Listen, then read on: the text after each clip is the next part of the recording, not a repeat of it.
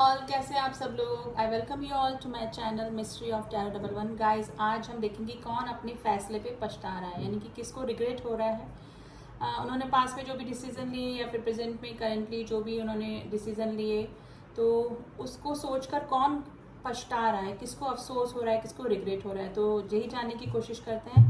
तो reading general है guys, उसको उसी तरह से लीजिएगा। मेल फीमेल सेम जेंडर वाले भी इस रीडिंग को देख सकते हैं। तो जब तक मैं शफल कर रही हूँ, आप अपने गॉड को याद कर लें, अपने सुप्रीम पावर को, जिस भी पर भी आप ट्रस्ट करते हैं, जिस भी हाई पावर पे आप ट्रस्ट करते हैं, तो उन्हें याद करें और देखते हैं कि कौन पछता रहा है अपनी गलतियों पे।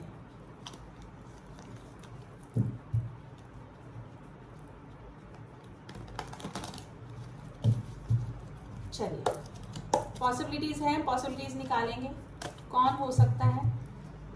जितना मैं बताऊंगी शायद आप गैस कर ही पाएंगे, क्योंकि काफ़ी इंट्यूटिव हैं आप लोग भी। रीडिंग देख देख के काफ़ी इंट्यूटिव हो चुके हैं, मुझे पता है, मेरे व्यूअर्स भी। तो चलिए देखते हैं कौन पछता रहा है, रिग्रेट में है। प्लीज एंजल्स में बताइए कौन पछता रहा है अपनी गलतियों पे, कौन किसको रिग्रेट है अपने पास डिसीजन पे या फिर अपने डिसीजंस पे। प्लीज एंजल्स गाइड कीजिए, please angels guide us. Strength, Leo राशि का कोई हो सकता है, आगे और बताती हूँ मैं आपको। Two of swords,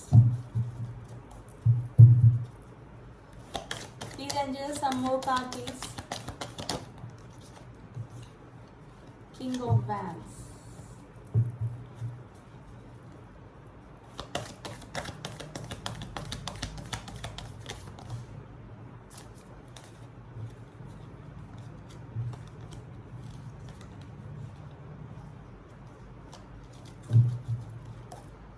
9 of swords. देखिए एनर्जी, देखिए 9 ऑफ सॉर्ड्स, रिग्रेशन का एनर्जी आई है। रोना धोना एंड डिसीजन कुछ भी नहीं ले जाना, डिप्रेशन होना, स्लीपलेस नाइट होना, टेंशन में होना, ये वाली कंडीशन उस पर्सन की अभी चल रही है गाइस। वेरी क्लियर रीडिंग निकल के आई है।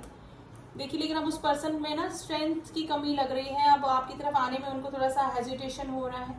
डेफिनेटली आपको मैसेज करना चाहते हैं, मैसेज का कार्ड है। और जिन के बीच में भी टावर मूवमेंट है, यानी कि टावर मूवमेंट जो होता है, जो कि बिल्कुल भी बातचीत नहीं हो रही है, नो कॉन्टेक्ट की सिचुएशन आप दोनों की बनी हुई है। ऐसा कोई पर्सन जो कि अट्रैक्शन के बेसिस पे किसी और की तरफ अट्रैक्ट होके चले गए थे, ठीक है। किंग ऑफ वैंड्स की एनर्जी आई है, जिसमें कि पहले अट्रैक्शन आपकी तरफ रहा, कोई इमोशनल बॉन्ड मुझे नहीं लग रहा था आप दोनों के बीच में, आपको था, लेकिन उस पर्सन को सिर्फ आपसे अट्रैक्शन हुआ था, लेकिन आपने उनके अट्रैक्शन को प्यार समझ लिया और वो पर्सन फिर किसी और की तरफ अट्रैक्ट होके चला गया। तो इस ऐसा कोई पर्सन आपकी लाइफ में अगर रहा था, तो उसको काफ़ी रिग्रेशन हो रहा है, क्योंकि वो थर्ड पर्सन की तरफ अट्रैक्शन की वजह से अट्रैक्शन के बेसिस पे गया, ठीक है। दो ऑप्शन रखे, आपको नहीं बताया, ठीक है, लेकिन वो पर्सन में भी अपने तरीके से ये रिश्ते को चलाया, तो कभी आ गए कभी चले गए, मैनिपुलेटिव भी हो सकते हैं, ठीक है। आपने ही चेज किया अपनी तरफ से, कोई भी उन्होंने अपना ना लव दिखाया ना केयर दिखाई, बस फॉर्मेटिकली इस रिलेशनशिप में बने रहे, और दिखाया हुआ तो सिर्फ दिखाने के लिए, सिर्फ इमोशनल बॉन्ड आपके पार्टनर को आपसे उस समय नहीं था, लेकिन आपको लगा आप ही गिविंग एनर्जी में रहे, आप इमोशनल रहे ज़्यादा, और किसी सेकंड पर्सन थर्ड पर्सन के पास में वो अट्रैक्शन के बेसिस पे चलेगा। लेकिन वो पर्सन अब पछता रहा है, क्योंकि उन आप दोनों के बीच में मुझे भी टावर मूवमेंट लग रहा है, या फिर जिस भी रिलेशनशिप में वो पर्सन गए थे वहाँ पर टावर मूवमेंट आया है, यानी कि उनका रिलेशनशिप एकदम खत्म हो चुका है। आपको मैसेज करना चाहते हैं, कोई सडन एक्शन आपकी तरफ हो सकता है। 10 ऑफ कप्स का भी कार्ड है, जैसे गाइस अगर हो सकता है कोई फैमिली वाला पर्सन इस तरह था, जो अपनी हस्बैंड वाइफ बच्चों को छोड़कर गया था, तो वहाँ पर जहाँ पर भी गए हैं वो परेशान है वहाँ पर, ठीक है। टावर मूवमेंट यानी उन दोनों के बीच में एकदम सब कुछ खत्म हो चुका है, कोई भी फिजिकल बॉन्ड नहीं है, कोई भी इमोशनल बॉन्ड नहीं है, तो मिसिंग एनर्जी में है। अपनी फैमिली को काफ़ी मिस कर रहे हैं एंड वापस एक नई शुरुआत करना चाहते हैं। फूल की एनर्जी आई है, जो कि नई शुरुआत को बता रहे हैं, एक रिस्क लेना चाहते हैं, क्योंकि अब इस रिश्ते में आना उनको एक रिस्क ही लग रहा है, क्योंकि काफ़ी कुछ उन्होंने ही बिगाड़ दिया है, तो थोड़ा सा स्ट्रेंथ की कमी भी लग रही है उनको आपकी तरफ आने में। तो अगर इस तरह की कोई सिचुएशन आपकी बनी हुई है लाइफ में, इस तरह का कोई पर्सन आपकी लाइफ में है जो कि ये ऐसी सिचुएशन आपके लिए पैदा करके गया, तो ऐसा कोई बंदा या बंदी आपकी लाइफ में वापस से आ सकता है गाइज। उसको रिग्रेट है अपने डिसीजन पे, अपने पास लिए हुए डिसीजन पे, लेकिन उसको लग रहा है कि अब सब कुछ खत्म हो चुका है, आपको सब कुछ ठीक नहीं हो सकता है। थोड़ा सा माइग्रेन वगैरह का भी प्रॉब्लम आपके पार्टनर को हो सकता है, जिसके लिए भी आप ये रीडिंग गेस कर रहे हैं जो भी है, ठीक है। स्लीपलेस नाइट उनकी गुजर रही है और रातों को नींद नहीं आना और डिप्रेशन, इस तरह की प्रॉब्लम उनकी लाइफ में चल रही है, ठीक है। तो डेफिनेटली रिग्रेशन की एनर्जी में है। अब थोड़ा सा और देख लेते हैं हम, चक्रा ऑरेकल कार्ड से देखते हैं कि किस सिचुएशन में बने हुए हैं, क्या रिग्रेशन में है, क्यों हो रहा है रिग्रेशन। तो थोड़ा सा इस कार्ड के जरिए भी हम चेक करेंगे। प्लीज एंजल्स में बताइए किसको रिग्रेशन है और करंट फीलिंग क्या चल रही है, करंट सिचुएशन क्या चल रही है।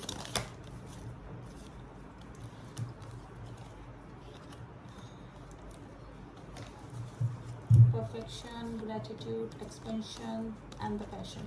देखिए अब वो आपको आपकी क्वालिटीज उस पर्सन को पसंद, मतलब अब याद आ रही है आपकी क्वालिटीज, आपका केयरिंग होना, आपका लविंग होना, आप में आप कितने परफेक्ट थे, ठीक है ना। ये चीजें अब उस पर्सन को याद आ रही है। अब ग्रेटिट्यूड शो कर रहे हैं कि आपका जैसा पर्सन उनकी लाइफ में आया और उन्होंने उसको इग्नोर करके किसी थर्ड पर्सन के पास में वो चले गए। लेकिन अब इस रिलेशनशिप का वो एक्सपेंशन चाहते हैं, यानी कि बढ़ाना चाहते हैं, इस रिलेशनशिप में ग्रोथ चाहते हैं, ठीक है। काफी पैशनेट आपके लिए हो रहे हैं और मुझे लग रहा है कि मेरे जो व्यूअर्स हैं वहां से अपना ध्यान हटा के उन्होंने अपना कोई पैशन, अपना कोई वर्क, अपना कोई हॉबी से रिलेटेड कोई ना कोई क्रिएटिव वर्क डेफिनेटली स्टार्ट किया है। यानी कि मेरे पर जो व्यूअर्स हैं वो अभी अपने सेल्फ लव में लगे हुए हैं। लेकिन अब आपके पार्टनर ग्रेटिट्यूड शो कर रहे हैं कि आप जैसा पर्सन उनकी लाइफ में आया था लेकिन उन्होंने उसकी कद्र नहीं करी। अब आपका परफेक्शन, आपकी क्वालिटीज उस पर्सन को याद आ रही हैं। तो रिग्रेशन में है काफी फसाद, उनके चेहरे पे से किसी का नकाब उतरा है, यानी कि जिस भी पर्सन के पास वो गए थे तो उसका नकाब उनका उतरा है और सच्चाई उनके सामने आई है। लेकिन अभी भी थोड़ा सा आपसे बातें छुपा रहे होंगे, मिस्टिज्म की एनर्जी आई है,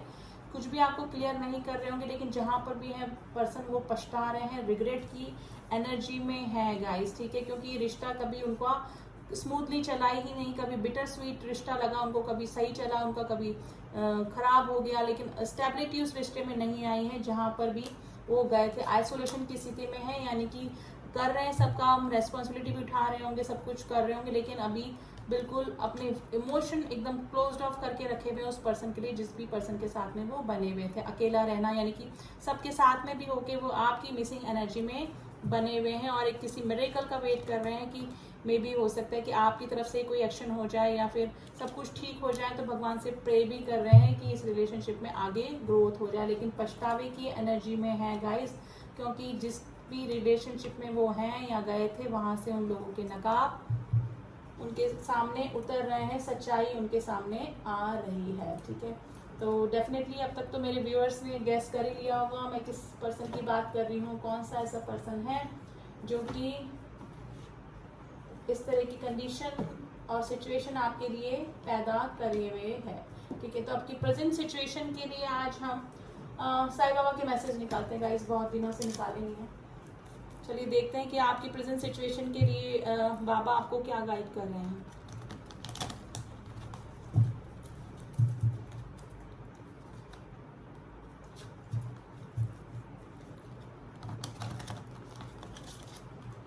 चलिए ओम साईं, प्लीज बाबा हमें गाइड कीजिए। मेरे व्यूअर्स के प्रेजेंट सिचुएशन के लिए कुछ कार्ड दीजिए।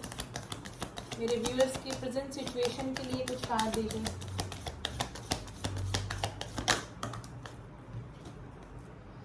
मायुदी will heal all your emotional and physical problem. देखिए अगर आपको ज़्यादा आप इमोशनल हो रहे हैं और अभी थोड़ा सा आपको कोई फिजिकल प्रॉब्लम चल रही है तो आपके पास अगर साईं बाबा की उदी रखी है तो आप वो लगा सकते हैं, खा सकते हैं, तो आप बिल्कुल ठीक हो सकते हैं। अगर आपके पास साईं बाबा की उदी नहीं है तो कोई भी उदी यानी भभूत जो होती है, अगरबत्ती या फिर हम जो जलाते हैं मंदिर में, उसको ही बाबा का नाम लेके आप खा लीजिए। तो आपकी जो भी इमोशनल, आप ज़्यादा ओवर इमोशनल हो रहे हैं, कुछ प्रॉब्लम आपकी लाइफ में चल रही है तो वो ठीक हो जाएगी। तो बाबा से प्रे कीजिए तो आपको एकदम वो हील कर देंगे, ठीक है। और बाबा का मैसेज देखिए वापस से आया कि burn your all worries, fears, anger, hurts, jealous and the diseases in my धुनी।